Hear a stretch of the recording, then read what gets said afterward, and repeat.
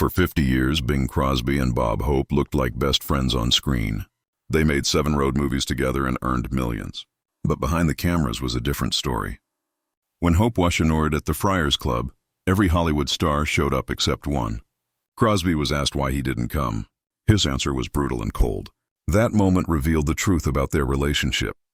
What really happened between these two legends stayed hidden for decades. The real reason Crosby couldn't stand Hope had nothing to do with money or fame. Bing Crosby was born on May 3, 1903, in a small house his father had built with his own hands at 11 Fonts Tuve North J Street in Tacoma, Washington. They named him Harry Lillis Crosby, Jr., but no one filed the paperwork. The doctor forgot to register the birth. That one missing form would later cause decades of confusion, as Hollywood couldn't quite decide how old Bing Crosby really was. At home, things weren't easy. His father, Harry Lowe Crosby, worked as a brewery bookkeeper and made just enough to feed their large Irish Catholic family. With 7 children packed into that little house, there was barely space to breathe. When political shifts cost Harry Sr. his job as county treasurer in 1905, they were forced to move again, scraping together what little they had. In 1915, when Kate's father passed away, he left behind 14 grandchildren and almost no financial help. The family somehow bought a house for $850, but even that was a heavy burden. Harry Sr. had to take whatever brewery work he could find to keep them afloat. His mother, Catherine Helen Harrion, everyone called her Cape, was born in Stillwater, Minnesota on February 7, 1873, and carried music in her bones. Their 4-bedroom house was always overflowing, not just with kids, but with sound. She gathered all 7 children around a worn piano and taught them folk songs, filling the cramped rooms with harmony. Bing shared his bedroom with 3 brothers, Larry, Everett, and Ted, where noise and chaos were part of daily life. They couldn't afford many records, so Bing would play the same ones over and over again, whistling along with Edison phonograph tunes and trying to copy Al Jolson's voice. Kate also worked at a dry goods store just to bring in extra income. She juggled shifts and children while holding the entire house together with music and faith. In 1906, the family left Tacoma and moved to Spokane when Bing was only 3. They rented a house at 303 East Cinto Avenue before finally building their own home at 508 East Sharp Avenue with the help of Harry Sr.'s brothers. Even with 2 bathrooms and 4 bedrooms, it still wasn't enough for a family of 9. Harry Sr. found bookkeeping work again, this time with Inland Brewery and Malting Company, but money was still tight. Bing attended Webster Elementary School, though he often skipped class. One day, he and his friends were caught stealing cinnamon buns and throwing them at cars. At just 8 years old, he spent a night in juvenile detention. That brush with trouble didn't scare him straight, but it gave him a story he would never forget. Sundays were spent serving as an altar boy at St. Aloysius Church, where Catholic discipline was strict and unforgiving. At home, life was loud. At church, it was silent. The contrast shaped him. He graduated from Gonzaga High School in 1920. In school, he joined elocution contests, recited Robert Service poems, and debated like a natural performer. To pay for jazz records, he worked every job he could find, delivering newspapers for the Spokesman Review, picking apples, working logging camps, cleaning brewery offices, and folding props at the Spokane Auditorium. He started working there in 1917 at age 14, and it changed everything. That was where he first saw Al Jolson perform live. Bing called it electric. He also played baseball for the Spokane Ideal Laundry team, not for glory, but for extra cash. In 1921, while attending Gonzaga University, he joined a group called the Music Allers. They played local dances and parties. And suddenly, Bing wasn't just a kid from a crowded house anymore. He was a voice people listened to. But underneath the music, there was something else. A family myth passed down like gospel claimed they were descended from Thomas Prince and Patience Brewster of the Mayflower. His brother Larry even traced them back to a Yorkshire constable from 1204 named Gulf Rides Drossab. They talked about aristocracy, but they lived in poverty. Bing later admitted the gap between who they said they were and how they actually lived gave him an inferiority complex that never went away. He didn't even have a birth certificate. Church records would be the only proof he existed. That confusion over identity made him hungry for more, for better, for applause. He was supposed to become a lawyer. But by 1925, in his final year at Gonzaga, Bing dropped out. His grades had slipped from B's to F's. The musicalators were paying him more than his part-time law clerk job ever could. He was sneaking out at night to jazz clubs like the Passion Cafe, soaking in the sound of McKinn's cotton pickers, and the original. Dixieland Jazz Band. He was leading a double life. Mass on Sunday mornings, speakeasies on Saturday nights. His mother was devastated. Family friends begged him to go back. He didn't. In 1923, Bing, Al Rinker, and Al's sister, Mildred Bailey, formed a small act called Two Boys and a Girl. They played for $75 a week at the Pekin Cafe, more than enough for Bing to quit law for good. His nickname came from a comic strip called the Bingville Bugle. A neighbor called him Bingo from Bingville, and it just stuck. They performed at Doc Clemmer's Theater, slipping jazz and scat into their act, which scandalized local audiences. Spokane wasn't ready for Catholic kids mixing black music into white shows, but they kept playing anyway. Then, in October 1925, Bing and Al packed up a beat-up 1916 Model T Ford and drove 200 millers to Los Angeles. It took them 3 and 1 to 2 weeks. They averaged 200 millers a day, sleeping in one hotel room to save money, sneaking the second person in after dark. When they got to Hollywood, they crashed on floors and sang on sidewalks for coins. Bing worked as a soda jerk when he wasn't auditioning. On his first night in Hollywood, he got spectacularly drunk at Jane Jones's Speakeasy in the Hills. He would never forget the rubber legs. That week, they stayed with Mildred Bailey, got harassed in Tijuana, and took a terrifying $3 airplane ride that gave Bing a lifelong fear of heights. For the rest of his career, he always asked for hotel rooms in the lower floors. In 1926, things got worse. One talent scout said he looked too Irish and that his voice sounded like a cat in heat. No studios wanted him. Casting directors spent over $70,000 testing him, but no one signed him. His ears stuck out. His voice was too soft. He drank even more. His brothers sold trucks on the side, sometimes used for bootlegging, and that money helped him survive. Meanwhile, electrical recording was changing everything in the music world. Soft voices like Bing suddenly worked, but he didn't know that yet. Later that year, Bing and Al landed a gig with Fanson and Marco's Vaudeville Revue. It paid $75 a week each. They performed 4 shows a day, 5 on weekends. But not everyone liked it. Their use of black music styles like scat and barrelhouse jazz upset white audiences. Theater managers got complaints. Some venues even asked them to tone it down. Their songs, China Boy, Copenhagen, San, were bold. They performed with dancers Doreen Wilde and Bobby Thompson.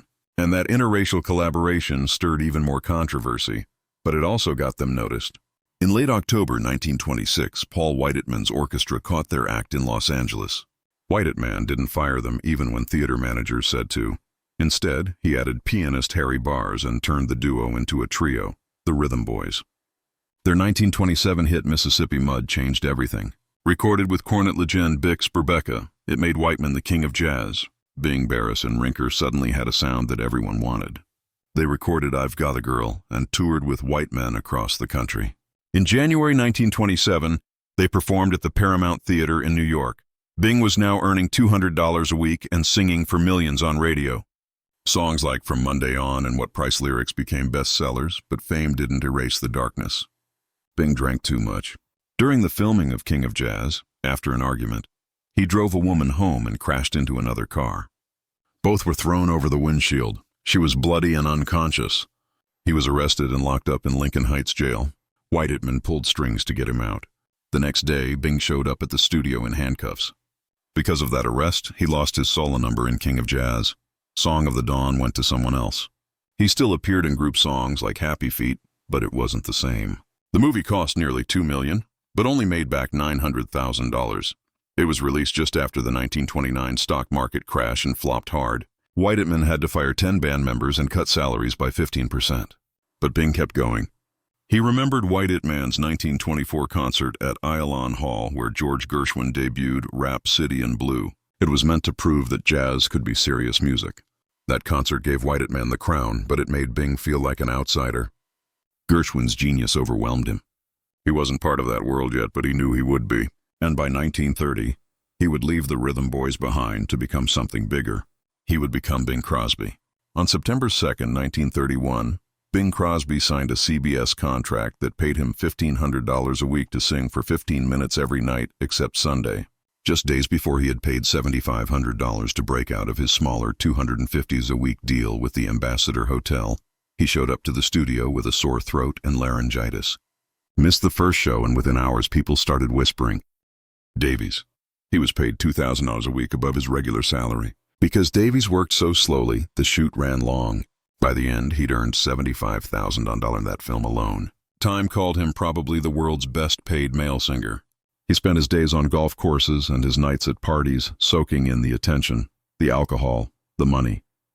His salary jumped from $1,000 a week to $5,000 per film. It looked easy, but cracks were forming. In 1936, during the filming of Pennies from Heaven, Bing started showing up drunk to rehearsals. He'd put his own money into the Columbia Pictures production, but behind the scenes, he was distant and moody. The director watched him stumble through scenes. Crew members whispered.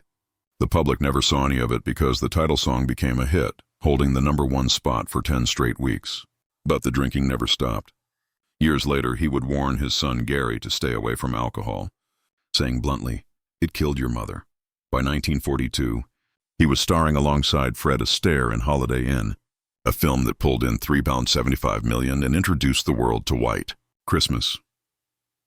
The song had been written by Irving Berlin in January 1940, and when Bing first sang it on Christmas Day in 1941 on the Kraft Music Hall, he didn't think much of it. He recorded it quickly, just 18 minutes in the studio. "I don't think we have any problems with that one, Irving," he said casually. But it would become the best-selling single of all time, with Crosby's version alone selling more than 50 million copies. The total across all recordings eventually topped 100 million, generating over $100 million in royalties.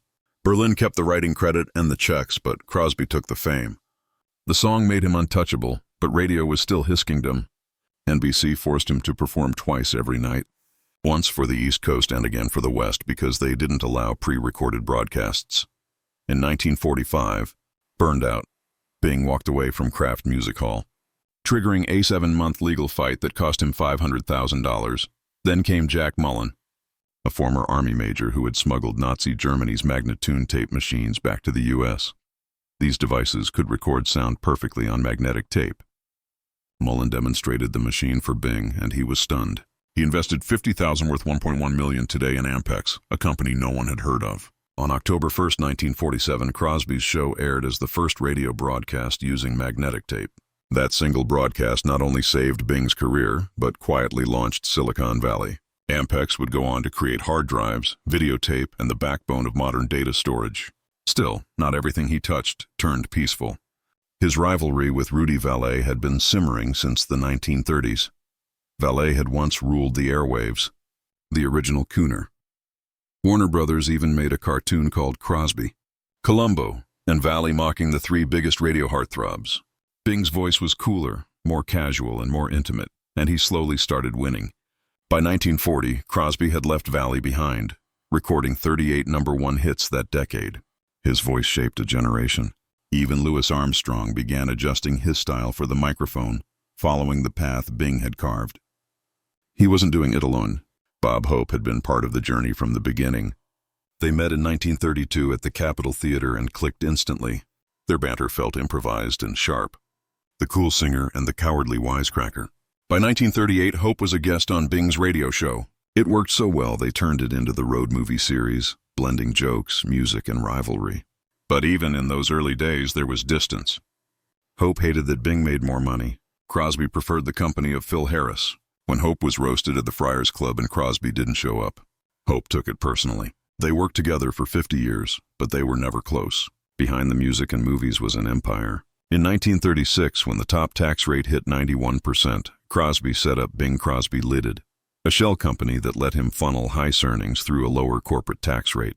He sold his own talent to the company at a discount, then had it pay his expenses, travel, investments, even oil ventures as business costs. By 1937, the model was perfected. Sinatra, Joan Crawford, and others quickly copied it. He wasn't just a singer. He was the architect of Hollywood's tax dodge era. After the Depression, he and Bob Hope rolled $40,000 into West Texas oil wildcatting and turned it into $5 million each. The 1926 oil depletion allowance meant they paid no taxes on 27.5% of their profits. Even the dry wells could be written off. If you were rich enough, failure didn't cost you anything. By the 1950s, Bing's wealth had grown to $130 million. At his death in 1977, his estate was worth $150 million by more than $1 billion today. He spent it well. In 1937, he helped launch the Delmare racetrack, writing off his horse breeding costs as business deductions. He bought a French chateau-style mansion